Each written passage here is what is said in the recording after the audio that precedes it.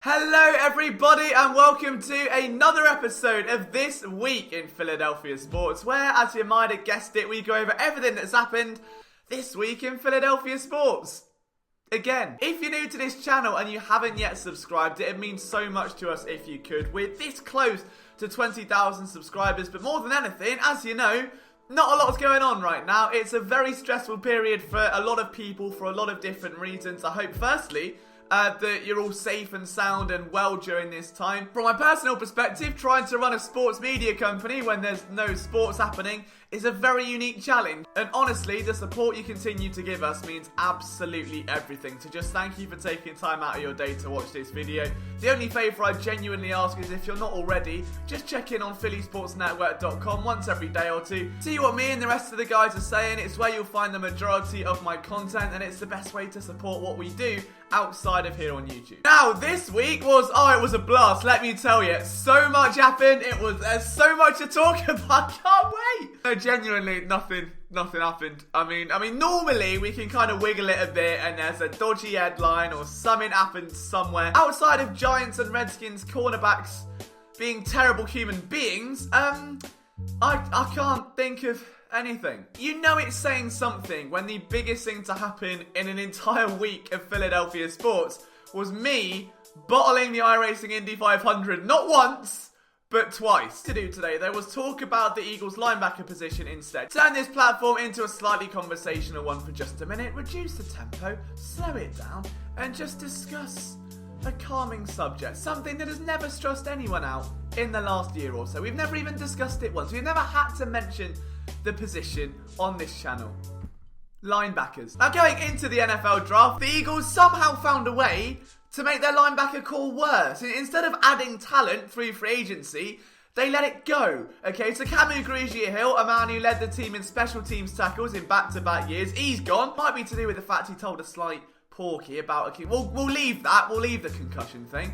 And Nigel Bradham, who still doesn't have a team as of right now, important, we'll get to that later, was let go after a weird down year for him. It was a bit of a step back, it was slightly weird to watch, and that left the Eagles with a linebacking corps of very little experience, a very young age, and in a tough situation because they face some very tricky opponents next year that will present a unique challenge, and we'll touch on that a bit later. Now, coming out of the draft, the Eagles added a very raw linebacker in the way of Davion Taylor, someone who in our film breakdown we obviously examined, took a look at the tape and determined that he's got all the speed, he's got all the athleticism, all the hustle and grit that was missing from that position in 2019.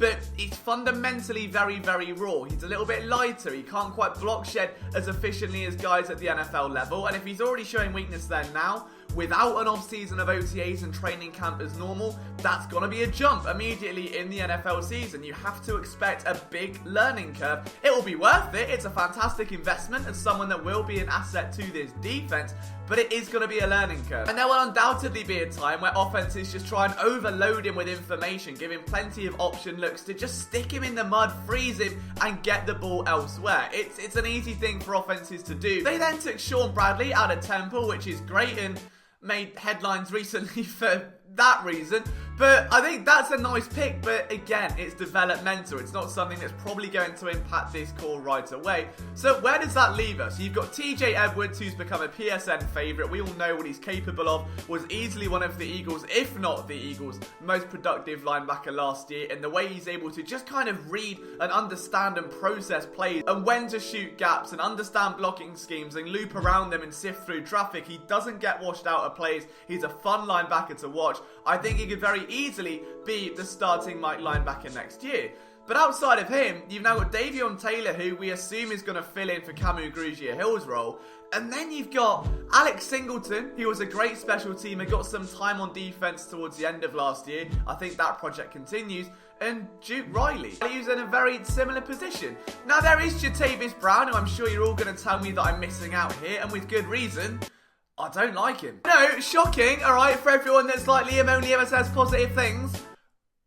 I don't like him. He struggles tackling in the open field, and anyone who watched the Eagles tackle for even more than 3 plays last year know that that was a deficiency that ran through The entire position, okay, from Nate Gary backwards, everyone seemed to struggle with it at some point or another. Whether it was whiffs or misses or oversetting or misjudging, whatever it was heartbreaking to watch. Why didn't the Eagles add a linebacker or draft one earlier? I mean, they could have. They could have done in the second round when they took a quarterback, or a little bit later they could have taken someone who isn't as much of a project. But the theme that runs throughout this defense as of today is speed, and I've spoken about this before. I think they did this for two reasons. Do the Eagles need a veteran linebacker? No.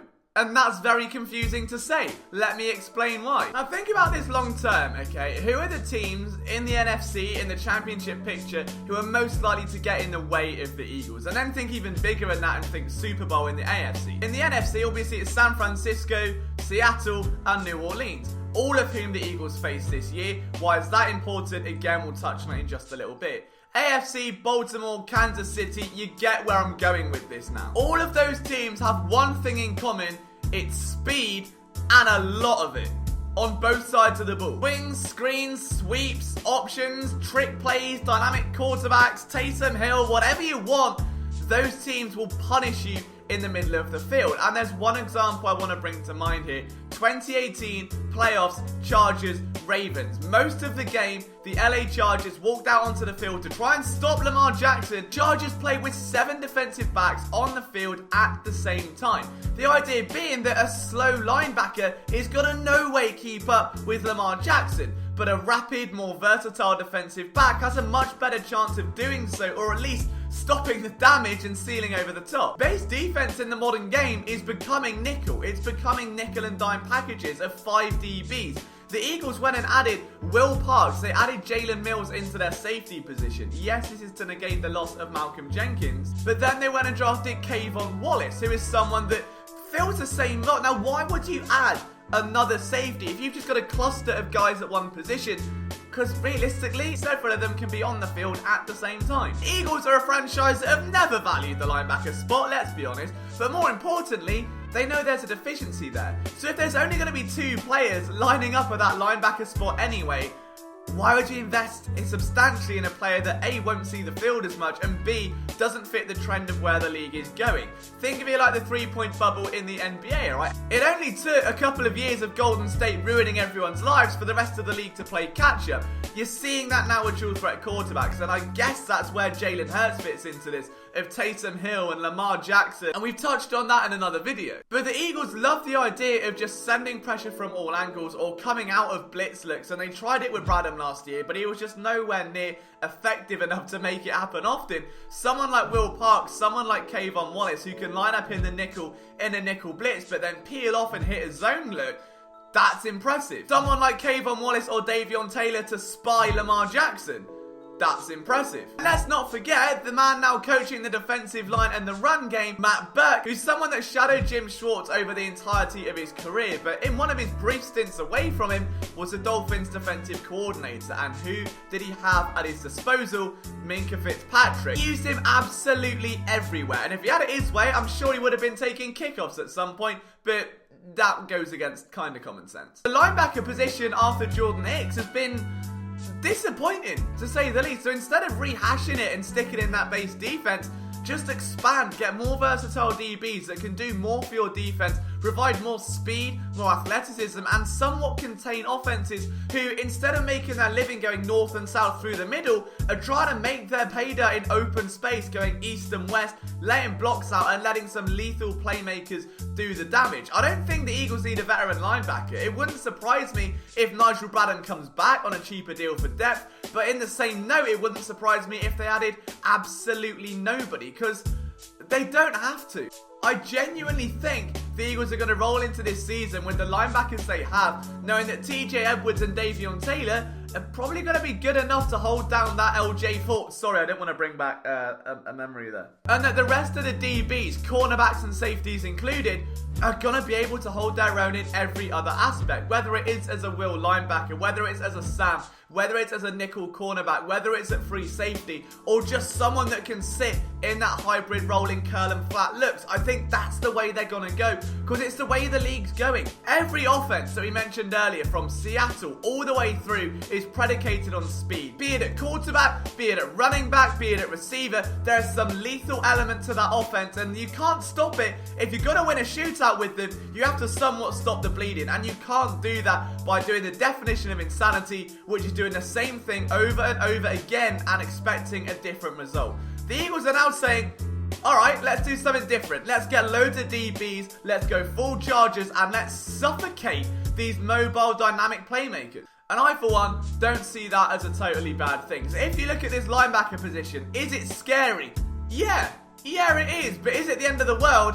No, because I think a new one is just beginning, and we've all got to really take the time to see how that one pans out before we go into total meltdown. But let me know what you think, guys. From myself, Liam Jenkins, thank you so much for taking the time out to watch this video. If you could leave a like and hit that subscribe button, that would be amazing. I'll see you next time.